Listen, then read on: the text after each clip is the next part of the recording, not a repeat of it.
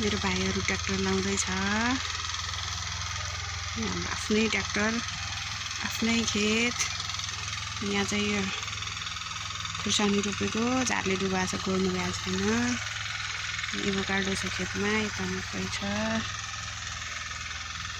यो चाहिँ हामीले यो खानको लागि हैन, यो चाहिँ धागो निकाल्न मिल्छ कि भनेर यो फर्स्ट ट्राई गरेर हेरेको है। यसलाई चाहिँ अन्यथा नलिनु होला। मेरो सानो बुवा आउँदै हुनुहुन्छ घाँस रोपेर। आज चाहिँ हाम्रो रोपाइ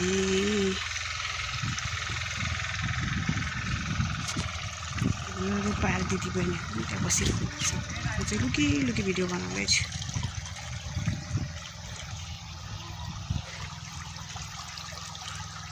यहाँ चाहिँ कस्तो राम्रो भएको रहेछ फेरि किसानको मेरो आमाको काम है हो।